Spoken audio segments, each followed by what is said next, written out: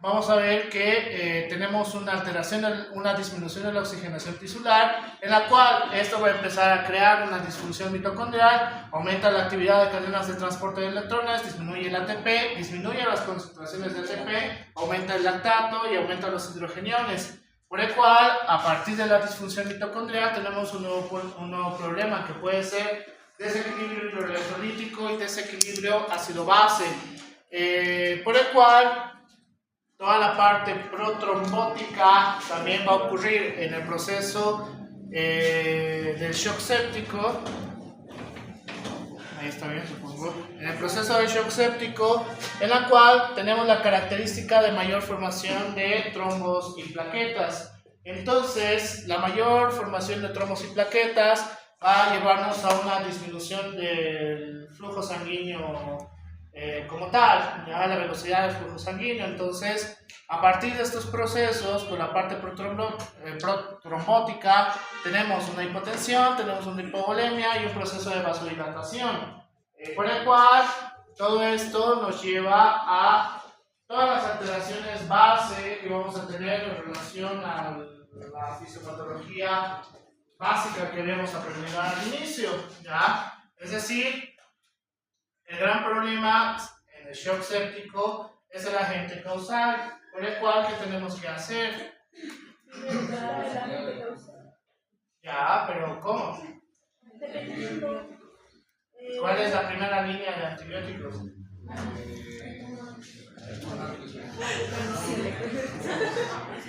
¿Los aires son antibióticos? ¿Cuál es la primera línea? Se supone que no ha pasado eso. No sé, yo le meto amoxi todo.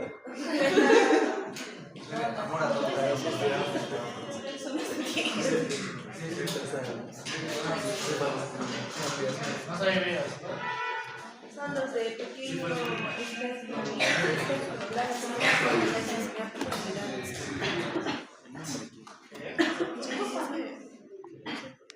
Ah, ya me acuerdo.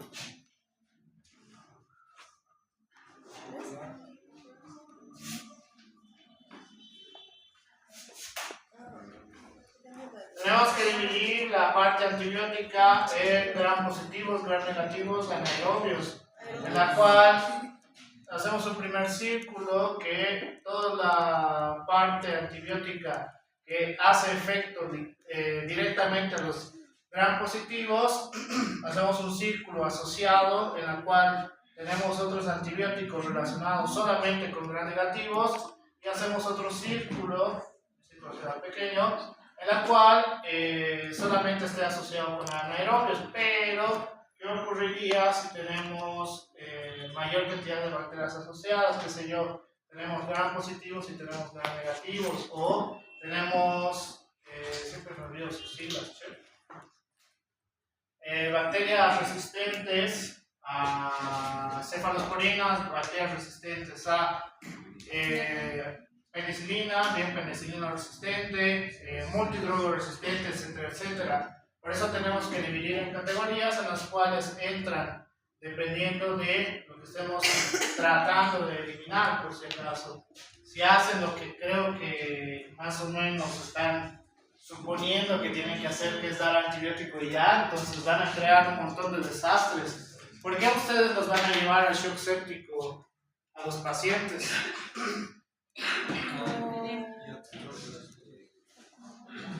Porque el uso indiscriminado de antibióticos pues nos va a llevar a la resistencia, y bacterias resistentes es mucho más fácil que nos lleve al shock séptico, por si acaso. Entonces, aprendan por favor bien cómo puede ser para el COVID.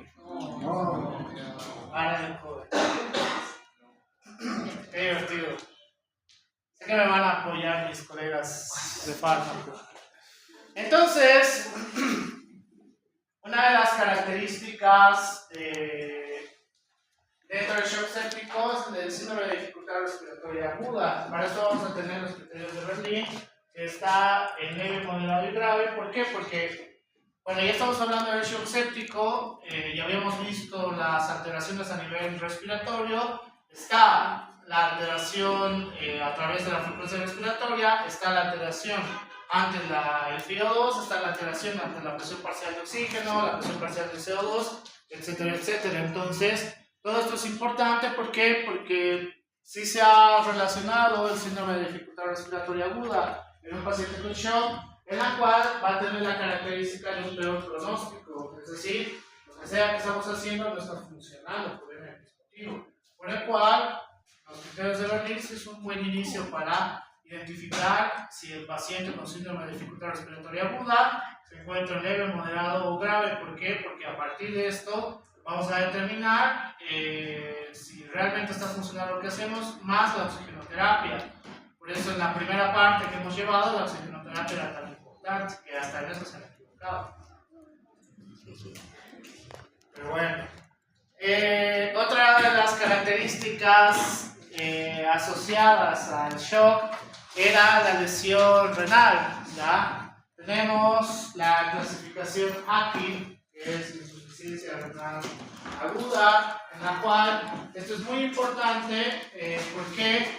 Porque tenemos que determinar si el paciente todavía tiene función renal o el paciente tiene que pasar directamente a hemodiálisis o diálisis peritoneal, dependiendo de lo que el nefrólogo indique.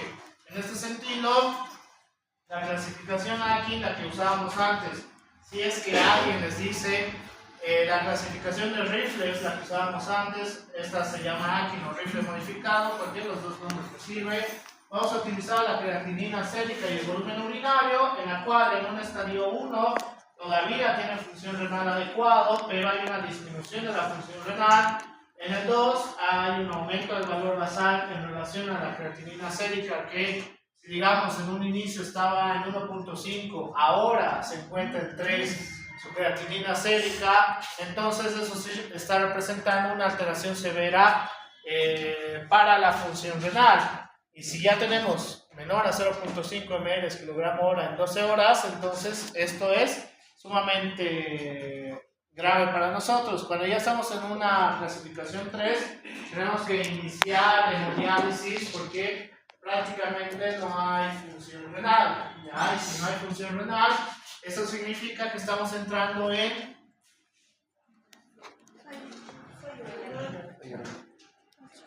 ¿cuáles eran las definiciones de shock? Falla orgánica o falla multiorgánica. ¿Cuál sería en estos casos? ¿Por qué? ¿Por qué?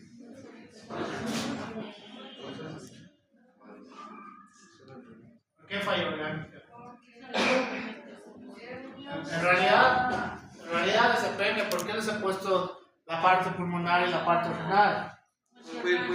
Porque la infección puede venir de muchos lados. Entonces el shock séptico puede tener la característica de afectar a la parte del sistema respiratorio, puede afectar a la parte renal o da las características que por ejemplo tenemos en el CIRS, o sea, diferencias que tenemos en el CIRS y en un paciente con shock séptico, desde la frecuencia cardíaca, la presión arterial sistólica, la creatinina, etcétera, etcétera. Entonces, el paciente con CIRS todavía puede tolerar y no llega tan rápido al fallo orgánico o al fallo multiorgánico. Normalmente en el CIRS vamos a pasar al shock como tal, dependiendo de la característica del shock. Entonces, es muy importante entender las diferencias entre un paciente con CIRS y un paciente con shock séptico. Pregunta. Qué buena pregunta. Entonces, ¿qué es lo que tendríamos que hacer frente a un paciente con shock séptico? La literatura nos dice que la parte de reanimación es una de las más importantes. ¿Cuál es dentro de los conceptos de shock séptico? Que te dice que hay una alteración cardiovascular. Colocar vía intravenosa es una de las primeras cosas que debemos realizar, con líquidos cristaloides 30 ml kilogramo peso, que deben comenzar dentro de las primeras 3 horas. ¿Ya? ¿Cuáles son cristaloides? Los que tienen celóquino. No, estos son cristaloides psicoloides. Los cristaloides son de Solo el primera cristaloide instancia. psicoloides. O sea, los cristaloides son de primera instancia y los coloides. Mucha. los cristos. Sí, pero dependiendo de la característica del paciente. Son los que tienen electrolitos, sí. Es una pregunta para el coro. Cristaloides. No sé. En realidad son. Bueno. ¿Cuál era la respuesta? Cirugía, entonces. Sigan, por favor. Más ideas todavía. Entonces, tenemos que identificar, lo primero que tenemos que hacer es identificar, se encuentra el sepsis, se encuentra el shock séptico. ¿Cómo podemos identificar o diferenciar uno del otro?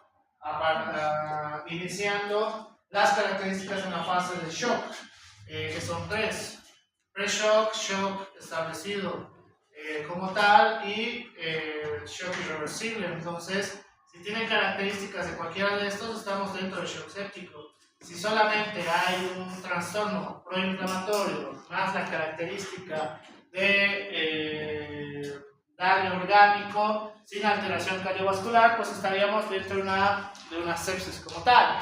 El control de la infección es muy importante, por el cual en esa parte no me acuerdo, según la última guía de Survival Sepsis, refería que tenemos que aplicar directamente en un paciente con shock séptico vancomicina o imipenem. Es una bomba nuclear debido a la característica del paciente, por si acaso. Vancomicina o imipenem, y en alguna guía gringa decía vancomicina más imipenem, lo cual para mí creo que es exagerado. Prefiero guiarme con Survival Sepsis, que voy a volver a leer esa parte del tratamiento para ver si todavía mantenemos lo de vancomicina y imipenem.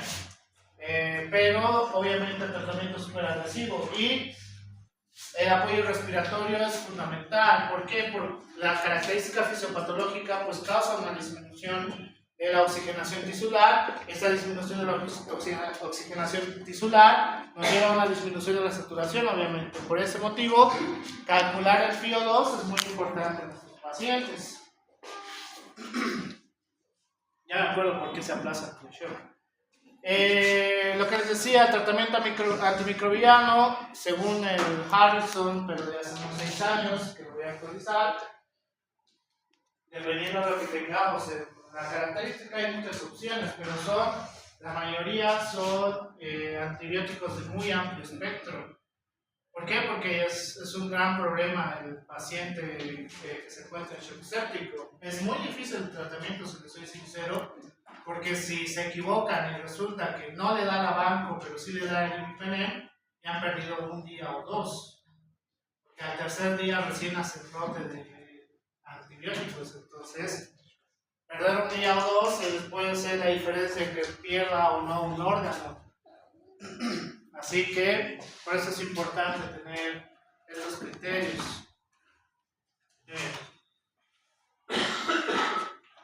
Algunos de ustedes me han contagiado, desgraciados. No, yo no. Los de abajo.